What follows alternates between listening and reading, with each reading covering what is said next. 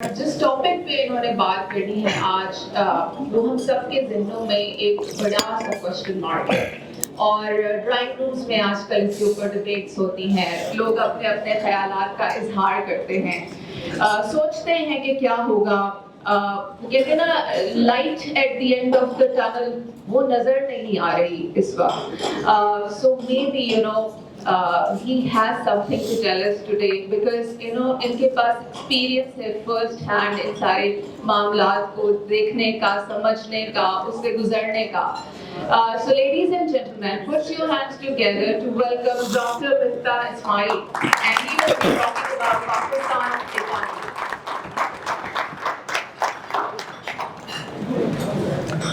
Thank you, Umar.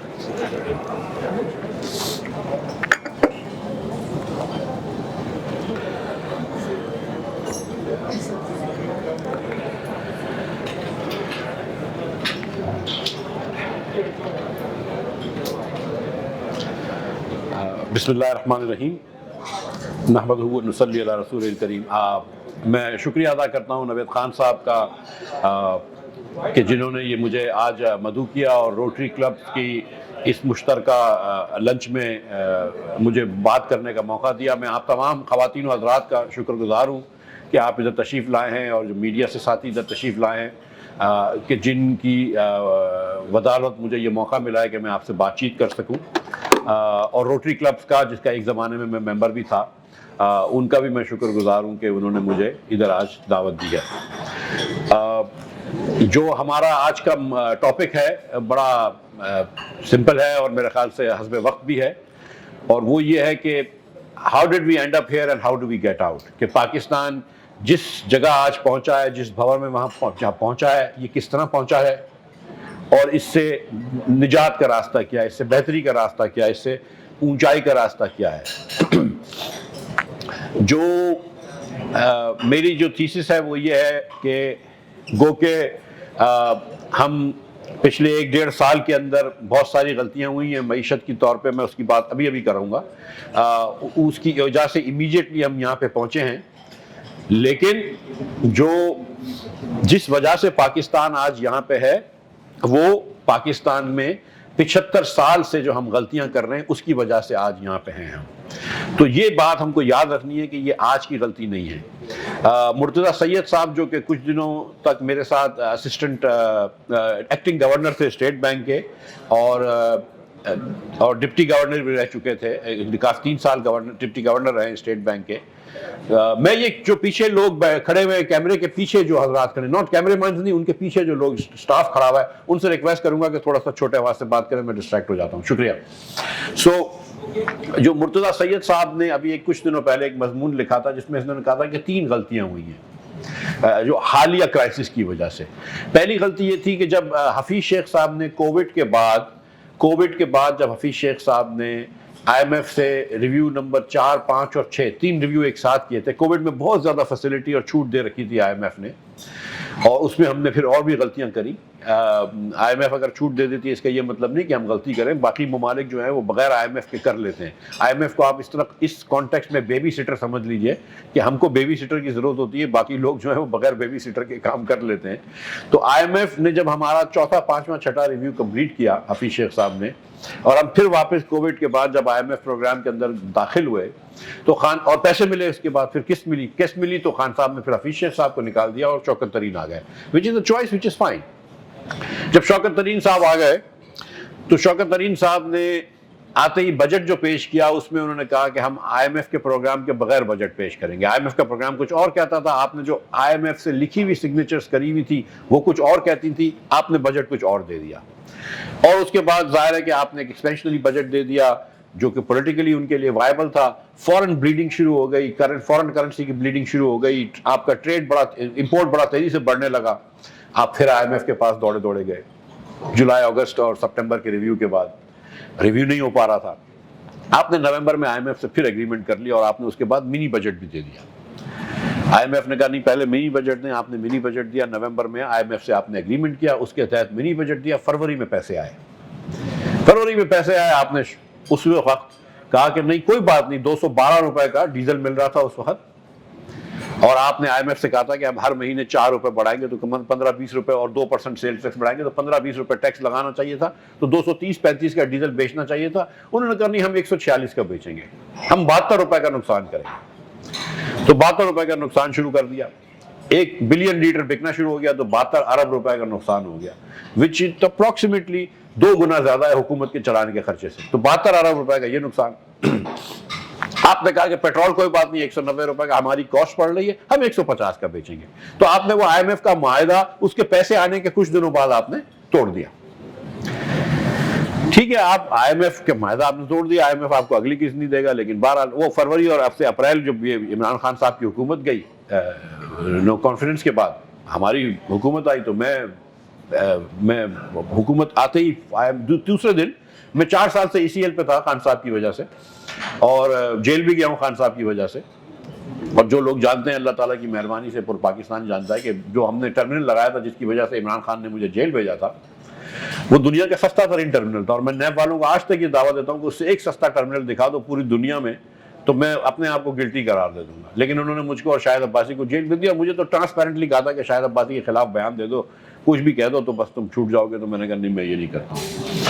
تو any way ہم جب ECL سے ہٹاؤں میں سیکنڈ ڈے, اور اس کے بعد میں امریکہ گیا اور IMF سے بات کی. انہوں نے کہا ہم آپ کا بجٹ دیکھ کے اب بات کریں گے آپ سے. اور پھر انہوں نے کہا کہ پیٹرول مہنگا کرو, یہ وغیرہ وغیرہ چیزیں کری. میں نے تو کہا کہ فوراً پیٹرول مہنگا کر دو, لیکن حکومت جو تھی اس کو بہت اس کے خلاف تھی کہ نہیں مہنگا نہیں کرو. میں نے کہا پھر وہی غلطی ہم کر رہے ہیں جو عمران خان کر رہا ہے. بہرحال پھر ہم نے بجٹ دے دیا. جولائی کے اندر ہمارا IMF سے اگریمنٹ ہو گیا. جولائی کے اندر IMF نے سپٹمبر میں پیسے دیے. سپٹمبر میں بغیر 3-4 تاریخ کو پیسے آئے, 15 تاریخ کو آپ نے ہمیں نکال دیا. اور اسحاق ڈار صاحب لے کے آ گئے. ڈار صاحب نے IMF کو آنکھیں دکھائیں. IMF ڈر گیا, پیچھے ہٹ گیا, بات کرنا چھوڑ دی. اب وہ جب ڈر کے پیچھے انہوں نے بات کرنا چھوڑ دی, پھر آپ نے سوچا کہ یار پیسے تو ختم ہو گئے ہمارے پاس. تو پھر آپ IMF کے پاس دوڑے گئے, اور اب آپ IMF سے پھر ڈیل کر رہے ہیں کیونکہ آپ کے پاس $3 بلین ہیں اور آپ کا صرف 15 دن کا امپورٹ کور نہیں ہوتا ہے. تو یہ تو امیڈیٹ غلطیاں تھی, 2 میرے آنے سے پہلے, 1 میرے جانے کے بعد. لیکن میں یہ اپنے آپ کو ذرا سا وہ کرنا چاہتا ہوں اس میں اپنے, مطلب I wanted to just show کہ میری غلطی نہیں تھی کرنٹ کرائسس میں. اور کل میرے خیال سے کچھ ڈان اخبار میں خبر بھی آئی تھی کہ جس کے اندر کوئی IMF کے انسائڈرز کہہ رہے تھے کہ مفتاح was the one who understood کہ چینج کورس کریکشن چاہیے. لیکن سچی بات یہ کہ ہم یہاں پہ آج پہنچے 75 سال کی غلطیوں کے بعد. اور میں اس صدی سے شروع کرتا ہوں کہ جب مشرف صاحب کی حکومت آئی اور جب انہوں نے یہ وار آن ٹیرر شروع پہ گئے ہم, تو آپ اگر کہیں سے ٹیشو پیپر کہیں سے لا دو مجھے, یا کوئی نیپکن ہی دے دو.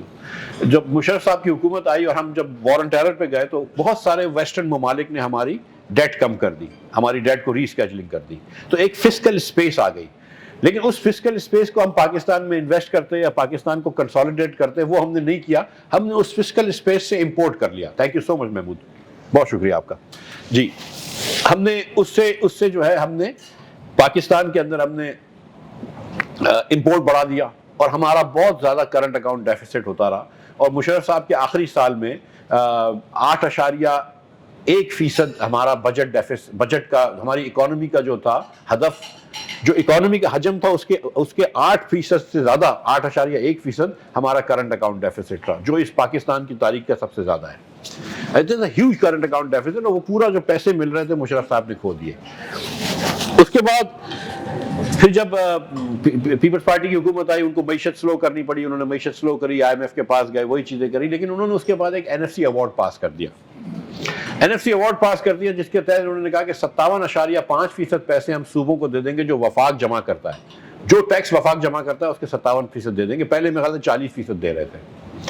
اور اس کے ساتھ ساتھ 18ویں ترمیم ہوئی جس کے اندر بہت اچھی چیزیں ہوئی ہیں, جس کے اندر بہت زیادہ ہم نے نیچے پاور لے آئے, ڈیوالو کر دیے کہ ایک وہاں پہ سامراج سمجھ لیجیے اسلام آباد میں نہیں بیٹھا ہوگا. اب جو ہے ہم نے صوبوں کو پاورز دے دیے, اور اس کی ایک ترکیب یہ تھی کہ صوبے جو ہے مزید لوکل گورنمنٹ کو پاورز دیں گے تو لوکل امپاورمنٹ ہوگا اور نیچے تک پیسے جائیں گے. لیکن جو ایک سامراج ختم ہو گیا, اب 4 ہیجمنز ہو گئے کہ 4 جگہ پہ 4 صوبے جو ہیں وہ کنٹرول کر کے بیٹھے, اور نیچے ہم نے کوئی پاور ڈیوالو نہیں کرے, نہ ہم نے پیسے ڈیوالو کرے.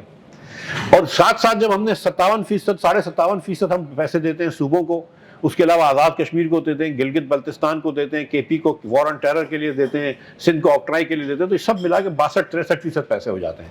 جب آپ 62-63% پیسے آپ صوبوں کو دے دیتے ہیں تو وفاق کے پاس پیسے ہی نہیں رہتے. اب اس سال مثال کے طور پہ 7,500 ارب روپے اگر وفاق جمع کرتی ہے اور اس میں سے 4500 ارب روپے دے دے گی سمجھ لیجئے صوبوں کو، تو وفاق کے پاس تو 3000 ارب رہیں گے. صرف سود جو ہے وہ اس سال دینا ہوگا وہ تقریباً 4,500 ارب کا یا 5,000 ارب کا سود دینا ہوگا. تو آپ کے پاس 3,000 ارب روپیہ نیٹ جمع ہے، آپ کو 5,000 سود دینا ہے، تو obviously سود لینے کے لیے آپ کو سود دینا پڑتا ہے. اس کو ڈیٹ ٹریپ کہتے ہیں کہ we are now in a local currency debt trap. آپ چھوڑ دیجئے فورن کرنسی ڈیٹ کو، آپ تو لوکل کرنسی کے بھی پیسے پورے نہیں دے پا رہے ہیں. So we have to understand کہ اچھا اب میں جب کہتا ہوں کہ لوگ کہہ رہے ہیں کہ بھئی آپ این ایف سی ایوارڈ کو چینج کرو تو لوگ ناراض ہو جاتے ہیں کہ نہیں یہ تو آپ بڑی پرو ملٹری بات کر رہے ہیں. میں ساتھ ساتھ یہ بھی کہتا ہوں کہ جتنے بھی ایکسپینسز ہیں وفاقی حکومت کے current including military expenses now will have to grow at less than inflation. ان سب کو آپ کو percentage of G D P میں کم کرنا پڑے گا کیونکہ ہم آپ تو افورڈ ہی نہیں کر سکتے اتنے پیسے. اور جب میں آپ کو اس کی تدبیر بتاؤں گا بعد میں تو آپ کو پتہ چلے گی. لیکن اب اس وقت آپ تصور کریں کہ یہی خرچہ پاکستان کا یہی رہے جو پاکستان کا آج ہے، اور اگلے سال ہم ٹیکس کے جی ڈی پی ڈبل کر لیں، 15,000 ارب روپیہ جمع کر لیں. ناٹ پاسبل، ہو ہی نہیں سکتا، لیکن سمجھ لیجیے کہ ہم کر لیں. ہم اس کے بعد بھی جب 9,000 روپے صوبوں کو دیں گے اور 6,000 روپے وفاق میں رہیں گے تو پھر بھی 2,500-3,000 ارب روپے کا ڈیفیسٹ ہوگا، تو ہم پھر بھی ڈیفیسٹ میں رہیں گے. So the only way to out of this is to do an NFC award review. اور یہ نہیں کہ میں صوبوں کو پیسے کم کروں، صوبوں کو بالکل آپ دیں. آپ بولیں کہ آپ اپنے ٹیکس جمع کریں. صوبے ٹیکس جمع ہی نہیں کرتے. کے پی کی حکومت صرف 30 ارب روپیہ جمع کرتی ہے، بلوچستان کی حکومت اتنا بھی جمع نہیں کرتی. سندھ کی حکومت جو ہے وہ صرف کراچی سے پیسے کرتی ہے 200 ارب روپے. نہ ان کے پاس ایگریکلچر ٹیکس ہے، نہ یہ جمع کر سکتے ہیں، نہ ان کے پاس پراپرٹی ٹیکس ہے، نہ یہ جمع کرتے ہیں. کیوں؟ ٹیکس جمع کرنے سے تو آدمی گندا ہوتا ہے. کیوں گندا ہو؟ آپ وفاق جو ہے وہ ٹیکس جمع کرتی ہے اور گندا ہوتی ہے. صوبوں کو آپ فری میں پیسے دے دیتے ہیں، کوئی کنڈیشن اٹیچ نہیں ہوتی ہے. خرچے بڑھ رہے ہیں، 6 گنا خرچے بڑھ گئے ہیں صوبوں کے 2010 سے. 500% ان کی پے رول بڑھ گیا ہے. تو کوئی پوچھے تو صحیح. 2,000 ارب روپیہ ہم سے زیادہ ہم ایجوکیشن پہ خرچ کرتے ہیں. صوبے 1,000 ارب روپیہ تعلیم پہ خرچ کرتے ہیں. 1,000 ارب روپیہ تعلیم پہ خرچ کرتے ہیں which is twice the cost of running the federal government. اور ایوریج اور صرف 1/4 آف پاکستانی بچے اسکول جا سکتے ہیں، صرف 1/4 آف پاکستانی بچے. اور ایوریج میں جو بچہ ہے وہ سائنس بھی فیل کر رہا ہے اور میتھ بھی فیل کر رہا ہے.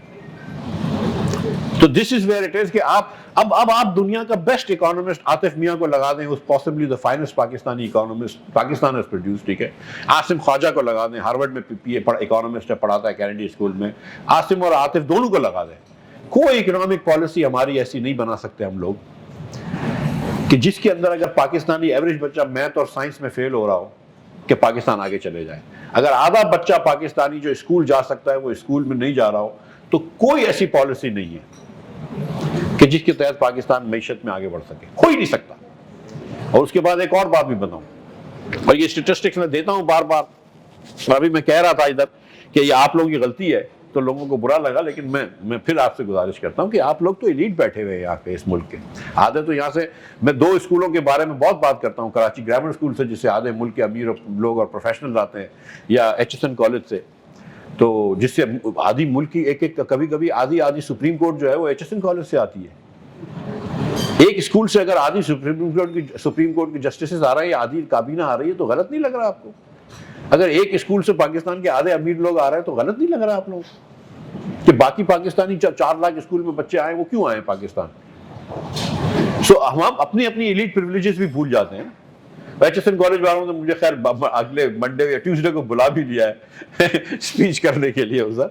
But the point is I consider myself part of the elite, part of the problem.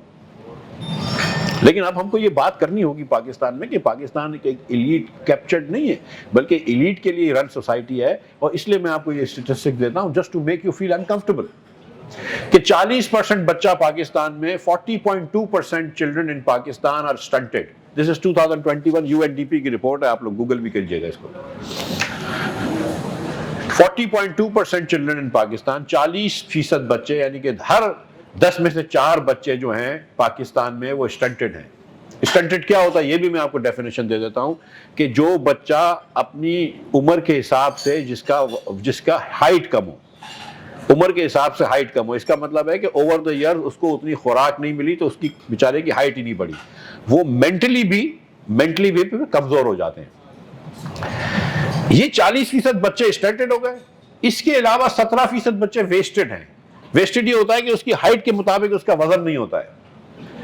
اس کا مطلب یہ کہ پہلے تو اس کو زندگی میں 5 سال کی عمر سے کم بچوں کی بات کریں کہ پہلے 3-4 سال تو اس کو خوراک ملتی تھی. پچھلے سال جو ہے اس کو خوراک نہیں ملی کیونکہ والدین کے اوپر رسک روزگار کا کچھ مسئلہ آ گیا ہوگا, تو پچھلے سال اس کو خوراک نہیں ملی. اس سال جو آپ کے سندھ اور بلوچستان میں جو فلڈز آئے ہیں, آپ دیکھیں گے کہ سندھ اور بلوچستان میں ویسٹنگ بڑھ جائے گی. تو 40% بچہ آپ کا اسٹنٹڈ ہے اور اس کے علاوہ 17% بچہ آپ کا ویسٹڈ ہے. یہ ہم 57.9% پہ آ گئے ہیں. اس کے علاوہ 26.8% بچہ جو ہے وہ میل نرشڈ ہے, اس کو پورا کھانا نہیں ملتا. 86% پاکستانی 87% پاکستانی بچے جو ہیں ان کو اتنا خوراک نہیں ملتی جتنی ان کو ملنی چاہیے, ان کو اتنا نیوٹریشن نہیں ملتا جتنا ملنا چاہیے. اب میں آپ کو اگلا دعویٰ کر رہا ہوں ایک کہ جس بچے نے رات کو کھانا نہیں کھایا ہو نا, آپ دنیا کا بیسٹ ٹیچر لگا دیں, صبح اس کو آپ پڑھا نہیں سکتے. اچھا کیوں ہوتے ہیں بچے اسٹنٹڈ؟ 42% ہماری جو خواتین ہیں زچگی کی عمر کی, between the ages of 15 and 49, ان کی آئرن ڈیفیشنسی ہے. تھوڑا سا گوشت اور کھا لیں, کچھ پالک شالک کھا لیں, کچھ گولی کھا لیں تو صحیح ہو سکتی ہے. جو خاتون آئرن ڈیفیشنٹ ہوگی اس کا بچہ جو ہے وہ کم ویٹ کا پیدا ہوگا. بچہ کم ویٹ کا پیدا ہوگا تو وہ آلریڈی اسٹنٹڈ ہونے کا اس کا چانس بڑھ جاتا ہے. سندھ کے اندر کی اسٹڈی بتا رہا ہوں کہ اور آئی ایم شیور کہ پورے پاکستان میں اپلائی کرتی ہے کہ جس ڈسٹرکٹ میں پانی گندا ہوتا ہے وہاں پہ اسٹنٹنگ زیادہ ہوتی ہے. اس کی وجہ یہ کہ جہاں پانی گندا ہوتا ہے وہاں پہ بچوں کو ڈائریا زیادہ ہوتا ہے, اور یہ بچے اتنے ایچ پہ ہوتے ہیں کہ ایک مرتبہ ڈائریا ہو جائے وہ اسٹنٹنگ کے اس میں گر جاتے ہیں. سو یہ ہم 75 سال کے بعد ہم نے اس قوم کو بھوک سے آزاد نہیں کیا, اس قوم کو پیاس سے آزاد نہیں کیا, اس قوم کو جہالت سے آزاد نہیں کیا. تو آج جو اکنامک کرائسس ہے نا وہ تو ہمارا کرائسس ہے. تو یہ پاکستان کے 10% لوگوں کا کرائسس ہے کہ جو گاڑیاں چلاتے ہیں اور جن کو پیٹرول مہنگا لگ رہا ہے, اور جو مطلب گھی اور تیل استعمال کرتے ہیں اور جن کو گھی اور تیل مہنگا لگ رہا ہے اور یہ چیزیں استعمال کر رہے ہیں. یہ تو ہمارا کرائسس ہے. وہ تو بیچارہ جو سندھ کے گاؤں میں یا بلوچستان کے گاؤں میں یا پنجاب کے گاؤں میں یا کے پی کے گاؤں میں جو بچہ رہ رہا ہے وہ تو 75 سال سے کرائسس میں ہے. اس کی تو 75 سال, جس کی 20,000-25,000 روپے والدین کی انکم ہو, وہ تو بیچارہ ویسے ہی کچھ نہیں کر سکتا, وہ تو ویسے ہی غریب. پہلی مرتبہ آپ لوگ بھی غریب ہوئے ہیں تو ذرا آپ لوگوں کو پیٹ میں درد ہونے لگا ہے. سچی بات میں آپ کو بتا رہا ہوں. تبھی پھر یو گائز کال کے یار مفتاح اسماعیل سے بات سنتے ہیں کہ اس کا حل کیا ہے. ان کا تو حل کرو جو 75 سال سے وہاں غربت میں بیٹھے ہوئے. سو اینی وے, سو میں آپ کو یہ بتانا چاہ رہا ہوں کہ this is not one day's policy. یہ 75 سال سے ہماری یہ غلط پالیسیاں ہیں جس کی وجہ سے یہاں پہ ہیں. میں اس کو آخری وہ کر کے پھر میں آپ کو سولوشنز کی طرف آتا ہوں. یہ بھی میں لکھ چکا ہوں بات, آپ لوگ اللہ نے چاہا تو پڑھ چکے ہوں گے کہ ہندوستان میں اس سال میں $150 ارب کا آئی ٹی کا ایکسپورٹ ہوگا. ہم 2 یا 3 بلین ڈالرز کا آئی ٹی کا ایکسپورٹ کریں گے. حالانکہ ہمارے بچے وہ بڑا اچھا کام کرتے ہیں اس پہ انڈیپینڈنٹلی, لیکن وہ اسٹرکچرڈ کام نہیں ہوتا ہے. ہمارا بچہ جو ایوریج پہ جو بیچارہ کام کر رہا ہے نا, اس نے سیلانی ویلفیئر ٹرسٹ سے 3 مہینے کا ڈپلوما لیا ہوا ہے. میٹرک انٹر جہاں سے بھی اس نے کر لیا, اس نے 3 مہینے کا یہ ڈپلوما لیا اور اب نوکری کر رہا ہے, فری لانسنگ کر رہا ہے, جو بھی کر رہا ہے. تو وہ اس حساب سے پیسے کما رہا ہے. ہم نے جب پاکستان بنایا تو پہلے 11 سالوں میں ہم نے 7 وزراء اعظم چینج کرے. غلام محمد صاحب کو, اور اس کے بعد بڑا شوق تھا, ہر روز وزیر اعظم چینج کر دیتے تھے, ٹھیک ہے. اور پھر ہمارے وہ پلانٹ جوڈیشری ہوتی تھی جسٹس منیر کی, جن کی روح آج بھی سپریم کورٹ میں زندہ ہے. اور جسٹس منیر کی جو روح تھی وہ بھی آج زندہ ہے, اور جسٹس منیر صاحب کو صحیح لگتا تھا, ہوتا ہے وہ ایوب خان ماشاء اللہ لے آئے, اسکندر مرزا صاحب نے ماشاء اللہ لے آئے, یا جو بھی ہوا. تو ہم نے جب 7 وزیر اعظم 11 اس سال میں چینج کیے, تو ہندوستان نے پہلے 10 سالوں میں 5 انڈین انسٹیٹیوٹس آف ٹیکنالوجی بنائے, which is one of the best undergraduate education. Research اچھی نہیں کرتے, لیکن انڈر گریجویٹ ایجوکیشن اس سے اچھا شاید دنیا میں کہیں نہیں ہوتا ہے. آج ہندوستان میں 23 کیمپسز ہیں آئی آئی ٹی کے. آئی آئی ٹی کے گریجویٹ جو ہے وہ گوگل کے, مائکروسافٹ کے اور جملہ کمپنیوں کے صدور ہیں. تو کچھ نہ کچھ پڑھائی کرا کے وہ وہاں پہ پہنچ رہے ہیں. جب انہوں نے 1991 کے اندر نرسمہا راؤ صاحب کی قیادت میں, منموہن سنگھ صاحب جو وزیر خزانہ تھے, جب انہوں نے پالیسی چینج کری تو ان کے پاس ایک ایجوکیشن بیس تھا جس کو جا کے وہ آگے لے کر چل گئے. ہم نے بھی یہاں اکنامک لبرلائزیشن لے کے آیا, لیکن پھر ہم نے پاگل ہونا بھی اس کے ساتھ ساتھ کیا. لیکن ہمارے پاس تو کوئی بیس ہی نہیں ہے, کیونکہ آپ کا ایوریج بچہ, جو میں آپ سے گزارش کر رہا ہوں, the average Pakistani child is actually getting 27 points in math and 31 points in science out of 100. یہ ہم نے ابھی پورے پاکستان بھر میں ٹیسٹ کیا ہے. This includes not just public schools but also private schools. تو میں یہ کہتا ہوں کہ اسکول کو پرائیویٹائز کر دیں اور گورنمنٹ کو کہیں کہ اس کو واؤچر دیں بچے کو. تو اب یہاں پہ پھنس گئے, اب ہم کس طرح نکلیں گے اس بھنور سے؟ ایک طریقہ تو یہ ہے کہ ایک ہمارا ریکارڈ ہے کہ سب سے زیادہ دنیا میں بچے ہندوستان میں پیدا ہوتے ہیں. ظاہر ہے ہم سے 5 گنا زیادہ پاپولیشن ہے. نمبر 2 چائنا میں ہونے چاہیے کیونکہ ان کی پاپولیشن بھی بہت زیادہ, لیکن ہم نمبر 2 ہم ٹائی کرتے ہیں میرے خیال سے. پاکستان میں 55 لاکھ بچے پیدا ہوتے ہیں, which is more than Faisalabad and Rawalpindi combined. 55 lakh kids, babies every year. مطلب نہ آپ زمین اور بنا رہے ہیں, نہ آپ ایگریکلچر اناج اور اگا سکیں گے. آپ کے پاس آلریڈی اتنا اناج نہیں ہے جتنا آپ کی ضرورت ہے. اگر آپ 55 لاکھ بچے پیدا ہو رہے ہیں, اور مجھے آپ یہ بتائیے کہ کب آپ نے پاپولیشن پلاننگ کے اندر پاکستان میں توجہ دی ہے؟ یہاں اسلام خطرے میں آ جاتا ہے اگر آپ پاپولیشن پلاننگ کی بات کرتے ہیں. بنگلہ دیش بھی ایک مسلمان معاشرہ ہے, حد سے بڑا اجتماع کرتے ہیں وہ لوگ, ہم سے بڑا اجتماع کرتے ہیں وہ لوگ. ٹونیشیا بھی اسلامک معاشرہ ہے, ایجپٹ بھی اسلامک معاشرہ ہے. ادھر سب نے پاپولیشن پلاننگ کر لی ہے, ہم نے پاپولیشن پلاننگ نہیں کری. آپ پاکستان, ایوریج پاکستان کے اندر average Pakistani women has 2 times as many children as a Bangladeshi or Indian woman and 3 times as many children as a Sri Lankan woman. اگر پچھلے 15 سال کے اندر ہم صرف بنگلہ دیش جتنی اپنی فرٹیلٹی ریٹ کر لیتے نا, تو آج پچھلے 10 سالوں میں تو آج 15% سے ہماری پر کیپیٹا جی ڈی پی زیادہ ہوتی. لیکن ہم مطلب یہ بنگلہ دیش کوئی سپر سٹار نہیں ہے, ہندوستان کوئی سپر سٹار نہیں ہے. بنگلہ دیش از سیریسلی کرپٹ اتھارٹیرین گورنمنٹ. لیکن وہ مطلب 2 چیزیں کرتے ہیں, عورتوں کو تعلیم دیتے ہیں اور تھوڑی سی پاپولیشن پلاننگ کر لیتے ہیں, دیٹس اٹ. ہم وہ بھی نہیں کر پاتے. تو بنگلہ دیش سے ہم پیچھے اس لیے رہ گئے کہ ادھر انہوں نے وہاں پہ ایکسپورٹ کیوں پڑا کہ خواتین کام کرتی ہیں آؤٹ سائڈ دا ہاؤس, اور بچیوں کو تعلیم دی ہے انہوں نے. بچوں کو تعلیم دینا still is the best investment you can make, but we don't do that. So population planning is the first thing you do. اس کے لیے آپ کو انفنٹ mortality بھی کم کرنی پڑے گی. ایک اسٹیٹسٹک میں آپ کو اور دے دیتا ہوں just to make you think کہ کدھر ہم پاکستان پہنچ گیا ہے, اور آپ لوگوں کے لیے نہیں پہنچا ہے, اب آپ لوگوں کے لیے پہنچ رہا ہے, باقی پاکستانیوں کے لیے پہنچ چکا ہے.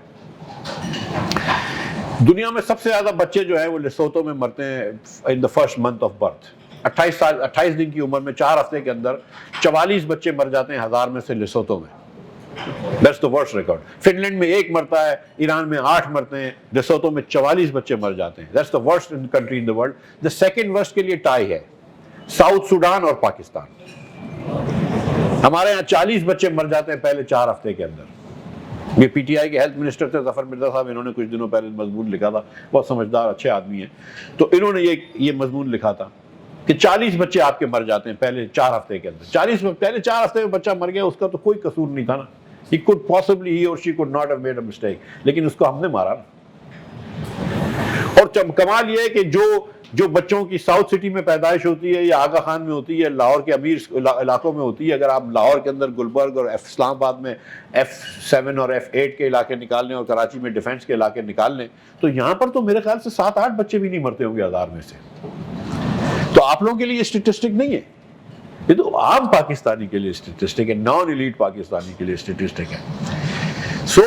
لیکن اس پاکستان میں اگر ہم سیکنڈ ورسٹ ہوں, ساؤتھ سوڈان کے ساتھ ٹائی کرتے ہوں, تو تھوڑا سا شرم کا مقام تو ہونا چاہیے نا, تھوڑی سی تو کچھ سوچ ہونی چاہیے نا.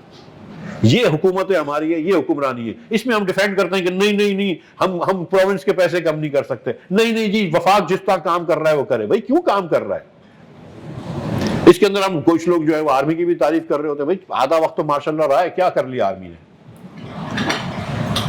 ہر وقت تو آرمی کی انگریس ہے, کیا کر لیا انہوں نے؟ تو کہیں نہ کہیں من حاصل قوم ہم کو سوچنا پڑے گا کہ جس طرح ہم پاکستان چلا رہے ہیں اس طرح نہیں چل سکتا. ہم کس طرف لے کے جا رہے ہیں؟ مطلب ہم کیا وی ول جسٹ مطلب پوری دنیا آگے نکلتی رہے گی, وی ول جسٹ مڈل along. 2% کی گروتھ کرائسس, 2% کی گروتھ, 3% کی گروتھ, واپس بیک ٹو IMF. ایک یہ ایکویلیبریم ہے, ایک ایکویلیبریم ہے کہ ہم ایک دم فیلڈ اسٹیٹ کی طرف چلے جائیں ساؤتھ سوڈان, اور ایک ایکویلیبریم یہ کہ ہم بیٹھ جائیں, ملک کو سیکھ کر لیں اور آگے لے کے چلے جائیں. ہم وہ کر نہیں پا رہے ہیں. ہم کو اپنی پریولیجز نہیں چھوڑنی ہے, اپنے چھوٹے چھوٹے مفاد نہیں چھوڑنے ہیں, اپنے فیفڈم نہیں چھوڑنے ہیں. تو یہ this is where Pakistan is. So population planning is the first thing we need to do.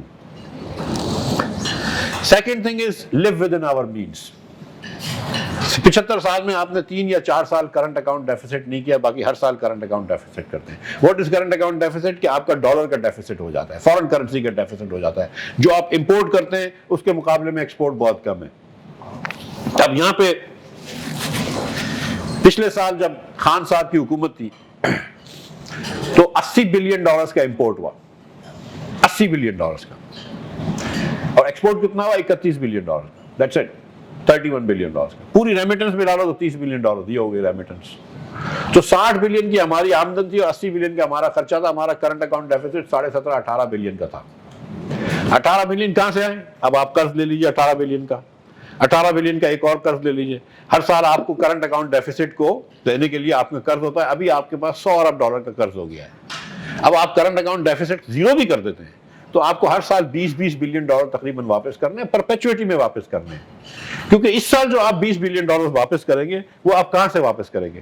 وہ آپ کسی سے قرض لے کے واپس کریں گے. تو ہمارا جو ہے وہ ٹوپی گھمانے کا ایک سسٹم ہے کہ ہم سعودی عرب سے پیسے لے کے قطر کو دے دیتے ہیں, قطر سے پیسے لے کے UAE کو دے دیتے ہیں, ورلڈ بینک سے پیسے لے کے ایشین ڈیولپمنٹ بینک کو دے دیتے ہیں, ایشین ڈیولپمنٹ بینک سے لے کے ایشین انفراسٹرکچر بینک کو لے لیتے ہیں. اور یہ فاقہ مستی جو ہماری ہے یہ کسی دن بھی رنگ نہیں لے کے آئے گی. قرض کی پیتے تھے میں اور سمجھتے تھے کہ ہاں رنگ لائے گی فاقہ مستی ایک دن.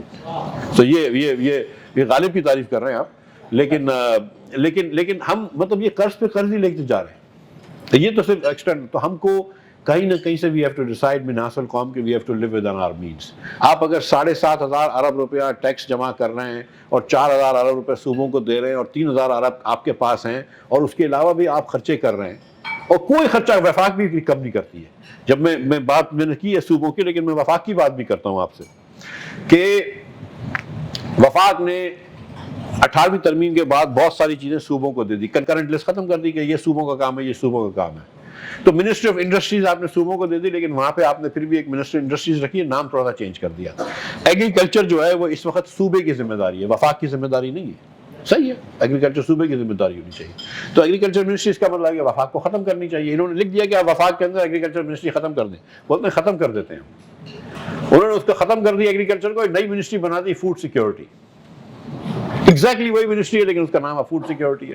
آج بھی وفاق جو ہے وہ اپنی سوئی گیس کی کمپنیوں کے تھرو اس کو اور مماری گیس کے تھرو ہم سبسڈیز دے رہے ہوتے ہیں فرٹیلائزر کو. ہم کہتے ہیں کہ ہم کو فارمرز کو سبسڈی دینی ہے, لیکن اتفاق ہے کہ فارمرز کو سبسڈی دینے کے لیے ہم کو فرٹیلائزر کمپنیز کو سبسڈی دیتے ہیں اور پھر ریکویسٹ کرتے ہیں کہ یار تم لوگ پاس آن کر دیں.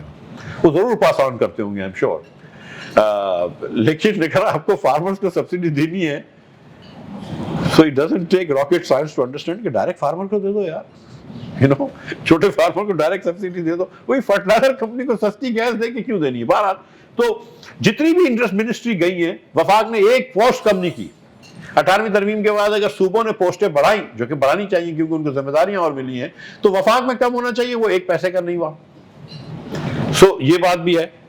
So we don't live within our means. So اس کے لیے میں سمجھتا ہوں کہ 2 چیزیں کرنی ضروری ہیں. کہ ایکسپورٹ کو ہم کو 15% آف GDP کرنا ہے تاکہ تھوڑے سے فورن کرنسی ارن کر سکیں, اور ایک ہمارا ٹیکس ٹو GDP بھی 15% ہونا چاہیے. اتنے بڑے کمپلیکیٹڈ ملک کے اندر, جس کے اندر اتنے آپ کی سارے مسائل ہوں, اتنے آپ کی چیزیں ہوں, آپ 9% آف GDP 10% یا 11% آف GDP ٹیکس کلیکٹ کریں, دیٹس ناٹ انف. تو ٹیکس بڑھانا چاہیے. اور یہ میں نے جب ٹیکس لگایا, سپر ٹیکس لگایا, ڈائریکٹ ٹیکسز لگائے, تو لوگوں کے پیٹ میں بہت درد ہوا. ابھی پھر انہوں نے واپس انڈائریکٹ ٹیکسز پہ گئے. جب عمران خان صاحب کی حکومت تھی تو اس میں تو انڈائریکٹ ٹیکسز ہی بڑھائے انہوں نے صرف, اور لیکن ٹیکس ٹو GDP کم کر دیا.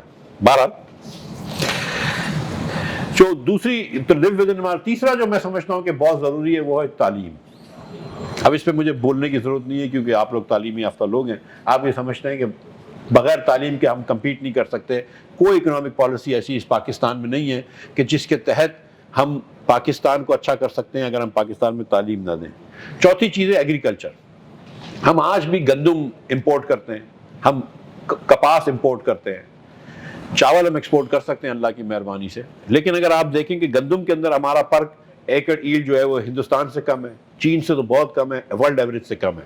جبکہ ہم اتنا گندم پیدا کرتے ہیں تو ہمارے پاس ٹیکنیکل ایبلٹیز ہونی چاہیے، گندم ہم اچھا کر سکتے ہیں لیکن ہم نہیں کر پاتے. ہم کپاس میں جب ہم اور ہندوستان برابر کرتے تھے 9 ملین بیلز کرتے تھے تو ان کا 9 بلین کا ایکسپورٹ تھا، ہمارا بھی ٹیکسٹائل کا 9 بلین کا ایکسپورٹ تھا. آج وہ 36 بلین بیلز بناتے ہیں اور اس سے 40 بلین کا ایکسپورٹ کر لیتے ہیں. ہم جو 20 بلین پہ بڑی مشکل سے پہنچے ہیں. اور ہماری جو ہے جنرل ضیاء کے زمانے میں جو کپاس بناتے تھے اس سے بھی کم کپاس پیدا کر رہے ہیں. آج اس سال شاید 5-5.5 ملین بیلز ہوگی تو ہم کو امپورٹ کرنی پڑ رہی ہے کپاس. اس کا مطلب ہے 55 لاکھ بچے ماشاءاللہ پیدا کر رہے ہیں اور 40 لاکھ لوگوں سے آپ کی پاپولیشن بڑھ رہی ہے. تو جب تک کہ آپ ایگریکلچر کی ایلڈ نہیں بڑھائیں گے آپ لوگوں کو کھلائیں گے کہاں سے؟ آپ کا اتنا بڑی کوسٹ لائن ہے، ہماری کوئی مرین اکانومی نہیں ہے تو اس کے اوپر بھی کام کر سکتے ہیں، ایکوا اکانومی کے اوپر بھی. پھر میں یہ بات سمجھتا ہوں کہ لوکل گورنمنٹ کے امپاور ضرور کرنا چاہیے.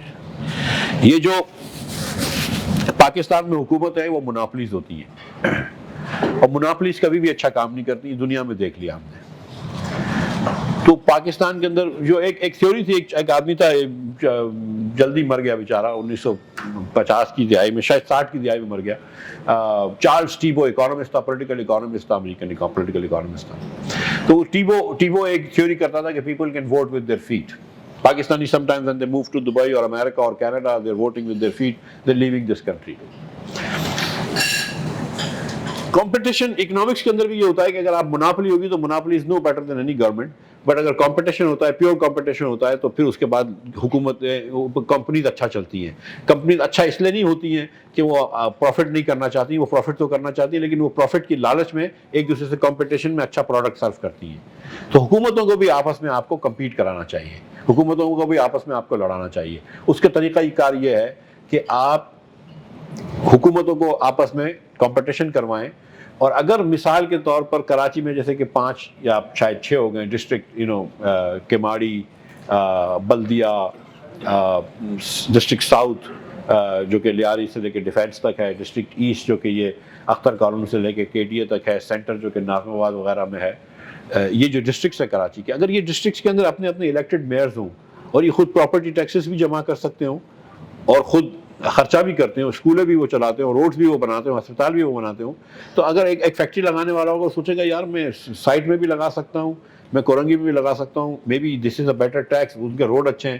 تو وہ اگر آپ گھر لے رہے ہیں جیسے امریکہ میں ہوتا ہے کہ اسکول ڈسٹرکٹس کو آپ دیکھ کے اپنے گھر چوز کرتے ہیں، تو اس طرح کمپٹیشن ہو جائے گا. اور کمپٹیشن ہوگا تو government will become responsive to the people.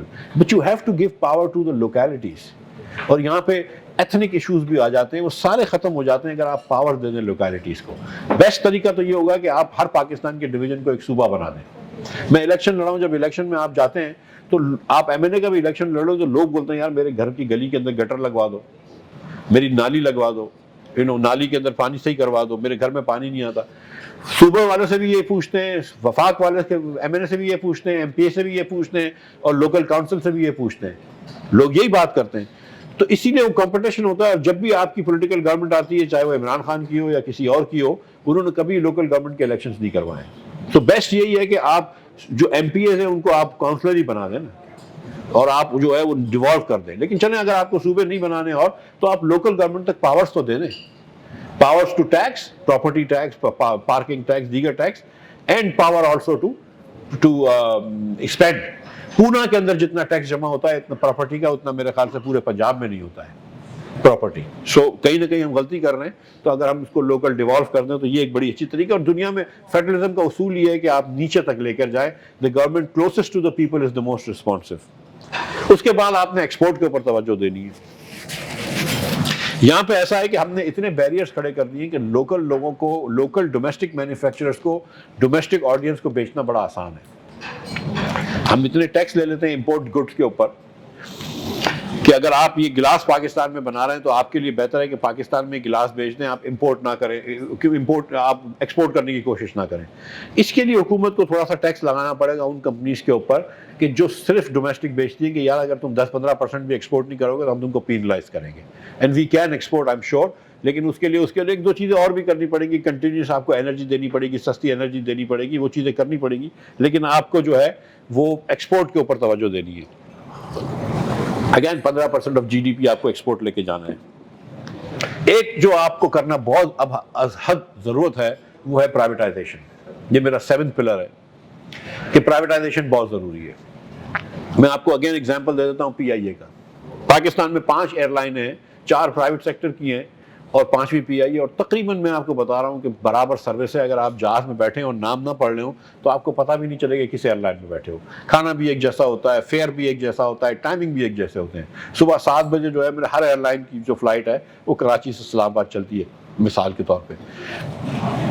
وہ جو 4 ایئر لائنیں پرائیویٹ ہیں, ایئر بلو, فلائی جنا, سرین اور ایئر سیال, اگر وہ نفع کرتی ہیں اور شاید 1-2 ارب روپے 4 ارب روپے کما لیتی ہوں گی, تو اس میں سے 40% ہم کو ٹیکس میں مل جائے گا, 35% ہم کو ٹیکس میں مل جائے گا. اور نقصان کرتی ہیں تو ہمارا کوئی مسئلہ نہیں ہے. پی آئی اے آن دی ادر ہینڈ اس سال 90 ارب روپے کا نقصان کرے گی, 90 ارب روپے کا نقصان کرے گی. اس پیسوں میں آپ 3 آغا خان یونیورسٹی ہاسپٹل بنا سکتے ہیں, ایک فیصل آباد میں بنا دیں, ایک لاڑکانہ میں بنا دیں, ایک پشاور میں بنا دیں, اور یہ ہر سال نقصان ہوتا رہے گا. اور میں آپ کو ایک اور بات بتاؤں, یہ نقصان بڑھتا رہے گا, کم نہیں ہوگا, کیونکہ اب لیگیسی کاسٹ اتنی ہو گئی ہے. اور اس کے علاوہ پی آئی اے جو ہے وہ سول ایویشن کو بھی پیسے نہیں دیتی, پی ایس او کو بھی پیسے نہیں دیتی, لیکن ہم پی آئی اے کو پرائیویٹائز نہیں کرتے. پی آئی اے جو تنخواہ دیتی ہے وہ 20 ارب روپے کی تنخواہ دیتی ہے, پرماننٹ امپلائیز کو شاید 18-17 ارب روپے کی تنخواہ دیتی ہوگی. یہ وی آر بیٹر آف کہ پی آئی اے کو بند کر دیں اور جتنے لوگ کام کر رہے ہیں ان کو بٹھا کے کھلائیں, لیکن پرائیویٹائز کرتے ہیں تو زیادہ اچھا ہے. اسی طرح اسٹیل مل جو ہے وہ 8-9-10 سالوں سے بند رکھی ہوئی ہے, لیکن پرائیویٹائز نہیں ہوئی ابھی تک. ہر سال مہینے آپ تنخواہ دے رہے ہیں, 10 سال سے ایک آدمی کو آپ نے کام پہ نہیں تکلیف دی ہے, آپ اس کو تنخواہ دے رہے ہیں. 4-5 سال پہلے تک تو آپ اوور ٹائم بھی دے رہے تھے اس کا, پھر آپ کو سمجھ میں کہ یار مل بند ہے تو شاید اوور ٹائم کی ضرورت نہیں ہے. تو اسی طرح آپ کے یہ جو جتنی بھی آپ کی ڈسٹریبیوشن کمپنیز ہیں, لیسکو, پیسکو, ٹیسکو, سارے نام ہیں. گیس کی کمپنیاں, گیس کی کمپنی جو ہماری سوئی گیس کی کمپنی ہے, 20% گیس جو ہے وہ ہوا میں اڑ جاتی ہے, اس کو کہتے ہیں U F G, unaccounted for gas. یہ پتہ نہیں ہے کہ اڑ گئی ہے, چوری ہو گئی ہے, we don't know, we just call it U F G, unaccounted for gas. 20%, about $300 million کی گیس. جتنے اچھے پروفیشنل آپ لگا سکتے ہیں لگا لیے, ہر حکومت نے لگا کے دیکھ لی. ٹھیک ہے, مطلب جو آپ لوگ میں سے جو عمران خان کے شیدائی ہیں وہ تو سمجھتے ہوں گے کہ عمران آتا تو سب اچھا ہو جاتا. 4 سال عمران آیا, اچھا ہوا. یہ میں ایک سوال تو بنتا ہے نا. عمران کی باتیں عمران خان کی بہت اچھی ہوتی ہیں. وہ بولتا ہے کرپشن نہیں ہونی چاہیے, پھر عثمان بزدار نکل آتا ہے. بولتا ہے کرپشن نہیں ہونی چاہیے, پھر فرح گوگی نکل آتی ہے, بیگم صاحبہ نکل آتی ہیں. لیکن بات تو صحیح ہے, کرپشن نہیں ہونی چاہیے obviously. بولتا ہے کمپیٹنٹ ہونے چاہیے لوگ, پھر عثمان بزدار کا ایگزامپل آتا ہے, محمود خان کا ایگزامپل آتا ہے, مراد سعید کا ایگزامپل آتا ہے. سو the thing is کہ مطلب ہم نے سب کچھ سبھی دیکھ لیے, ماشاءاللہ بھی آپ نے دیکھ لیے, آپ نے ہائیبرڈ بھی دیکھ لیا, ہائیبرڈ لائٹ بھی دیکھ لیا, زرداری صاحب کو بھی دیکھ لیا, خان صاحب کو بھی دیکھ لیا, نواز شریف کو بھی دیکھ لیا. لیکن ہندوستان اور بنگلہ دیش ہم سے آگے ہیں. آپ سوچے تو صحیح کہ بنگلہ دیش has $40 billion, we have 4. So I mean, so there is obviously, the issue is not individuals and proper, the issue is systemic issues. ہم کو اپنا structure of governance جب تک چینج نہیں کریں گے, کوئی آدمی کو بھی بٹھا لیں گے بہتری نہیں آئے گی. ہم کو systemic سے changes کرنے ہیں. So یہ جو چیز ہے کہ ہم کو privatization کرنا بہت ضروری ہے. جو ہم ری امیجننگ پاکستان کی کوشش کر رہے ہیں اس کی بھی ایک وجہ یہ بھی ہے. لیکن میں اپنے آخری والی آپ کو بات بتا دوں کہ ایک چیز جو ہمیں کرنا بہت ضروری ہے پاکستان میں, دس از مائی لاسٹ پلر, وہ یہ ہے کہ آرمی کا انگریس کم کرنا ہے سیاست میں. لوگ بات کرتے ہیں آرمی کے بجٹ کی, ہم 2.5% آف جی ڈی پی دیتے ہیں, وہ اتنے پیسے نہیں ہیں. دنیا کے اندر آپ دیکھو تو Pakistan doesn't rank very high, 2.5% of G D P. اگر ہم ہندوستان $64 بلین $70 بلین خرچ کرے گا تو ہم کو 6-7 بلین تو خرچ کرنے ہی پڑیں گے نا. مطلب مودی جو ہے وہ کوئی اتنا پاکستان پرو پاکستانی نہیں ہے, میں آپ کو شور کرنے لگا ہوں. تو پیسے خرچ ہوں گے لیکن انگریس تو نہیں ہونی چاہیے نا کہ کورٹ بھی آرمی چلائیں, میڈیا بھی آرمی چلائے, مطلب ہر چیز آرمی چلائے, ہر جگہ پہ انگلی کرے. اس کی ضرورت نہیں ہے. So we need to because the thing is کہ what happens is کہ politicians are always looking behind their shoulders thinking کہ آرمی کیا سوچ رہی ہے. So we need to reduce the ingress of armed forces in our politics, for our politics to become mature and our politics to make decisions.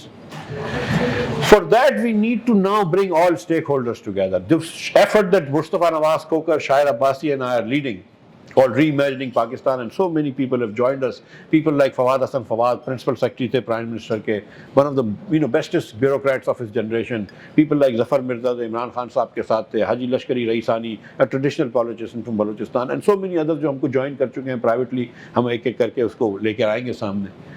वो क्यों लोग सोच रहे हैं कि मतलब besides the fact कि चलो शायद Abbasi and Mustafa Nawaz, nobody challenges their integrity or intelligence, इसके people have understood कि अभी वक्त आ गया है पाकिस्तान के बारे में सोचने का कि यार इसको रीथिंक करो कि जिस तरह हमारी हुक्मरानी चल रही है, हुक्मरानी ठीक नहीं है, हमारा कानूनी स्ट्रक्चर सही नहीं है, हमारा आईनी स्ट्रक्चर सही नहीं है, तो हमको बहुत सारे फंडामेंटल चेंजेस करने पड़ेंगे. और जो शायद अब्बासी कई अरसे से बात कर रहे हैं कि एक मेज़ पे, एक गोल मेज़ पे आप रिटायर्ड ब्यूरोक्रेट्स को भी बिठाएं, रिटायर्ड जुडिशरी वालों को भी बिठाएं, क्योंकि जजेस भी रैंडम फैसले कर देते हैं. कभी आजकल बहुत ज़्यादा आइन के हक में आ गए, बोला 90 दिन में इलेक्शन कराने, अच्छी बात है, और कुछ दिनों पहले इन्होंने डिसाइड किया कि हम लेजिस्लेटर्स के वोट्स को काउंट ही नहीं करेंगे. आपने बेसिकली पार्लियामेंट को सुपरफ्लस कर दिया.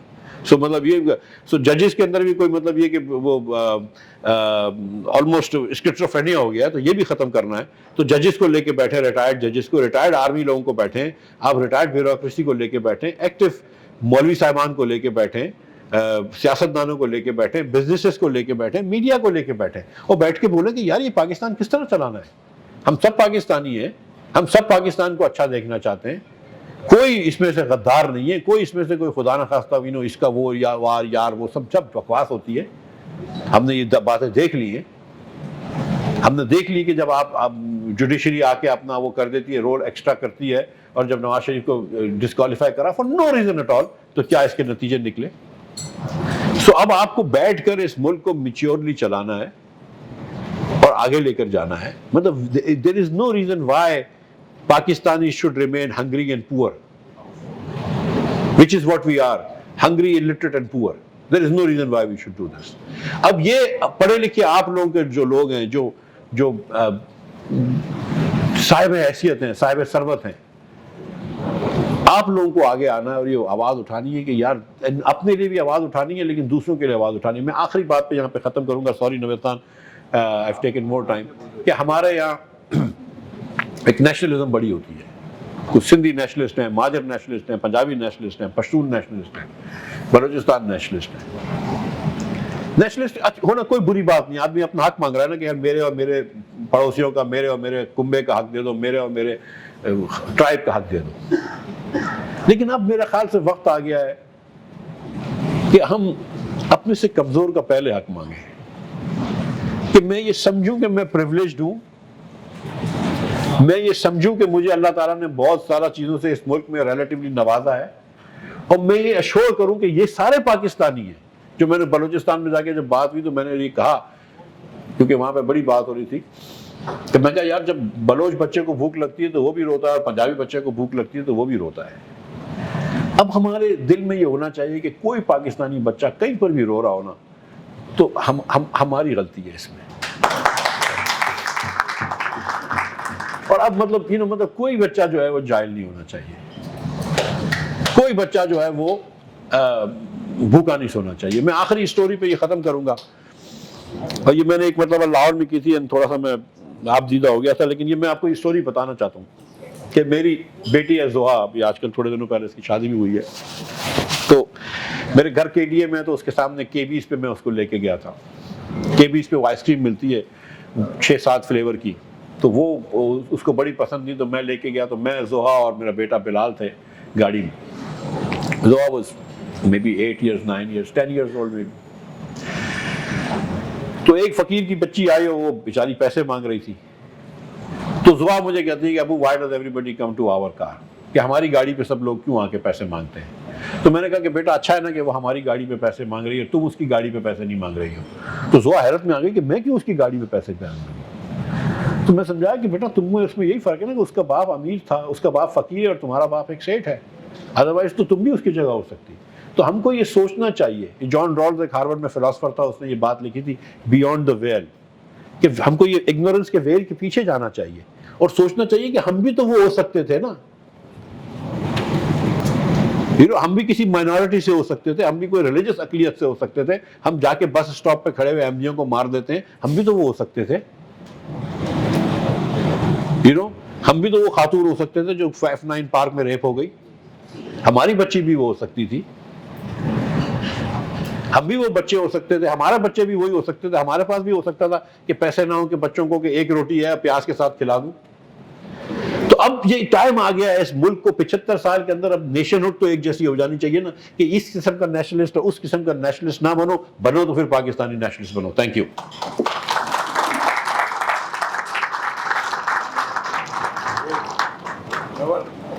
مزہ آ گیا۔ صحیح ہے۔